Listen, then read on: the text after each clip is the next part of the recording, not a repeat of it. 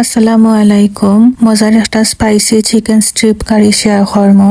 যে কোনো chicken breast একলাখান খাইতে পালা লাগে না, ওলাখান রানলে যে বেশি মজা হয় জাল জাল করি। আশা করি আজকের রেসিপি আপনারা পালা লাগবো। এর লাগে আমি চিকেনের ব্রেস্ট লইছি। ব্রেস্ট পিসটা আমি লম্বা লম্বা করি কাটি লাইমু, একটু আর কি স্ট্রিপ করিয়া কাটি লাইমু লম্বা লম্বা। আর তো আমি দেখতে পাটা কিলাখান লম্বা লম্বা স্ট্রিপ করি লাইছি। ওলাখান আমি সব চিকেনটা কাটি লাইমু, কাটিয়া প্লেটের মাঝে তুলি লাইমু। আর ওখানে মাঝে আমি বড় সাইজও দুইটা পেঁয়াজ লই লাইছি। পেঁয়াজটাও একটু মোটা মোটা করে কাটি লাইমু, একটু বড় বড় রাখবা যাতে মুখের মাঝে লাগে। আর তো আমি রান্নার সবটা রেডি করে লাইছি। ওখানে একটা ফ্রাই প্যানের মাঝে আমি পরিমাণ মতো তেল লই লাইমু। তেল একটু গরম হইয়া আনলে আমি 2 টেবিল চামচের মতো রসুন দিলাইছি। রসুন একটু বলাইয়া দিবা, চিকেনের মাঝে রসুন একটু বেশি মজা লাগে খাইতে। আর রসুন একটু ব্রাউন কালার হয়ে গেলে আমি 2 টেবিল চামচের মতো পেঁয়াজের পেস্ট দিলাইছি। এরপরে পেঁয়াজটা একটু পালায় লাল খড়ি বাজি আমি 1 টেবিল চামচের মতো আদা দিয়েছি। আর পরিমাণ মতো লবণ দিয়া সবটারে পালায় মিক্স করি লাইমু, করিয়া একটু বাজি লাইমু।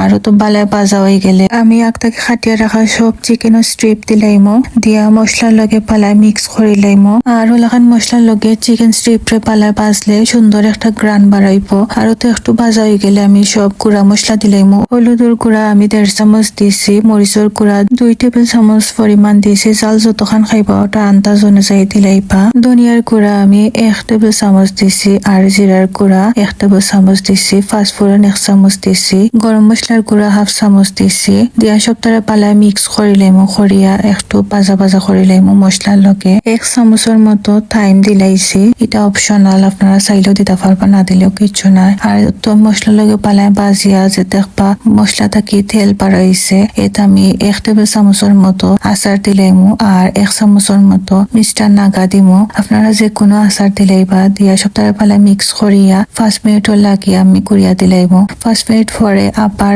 সবটারে পালায় মিক্স করিয়া একটু লাড়িয়া দিলাইমু। আর চিকেন একটু চেক করমু হিচ্ছে নি। চিকেন একটু সিদ্ধ হইয়া আনলে আমি তোরা পানি দিলাইমু, অতিরিক্ত পানি দিবা না।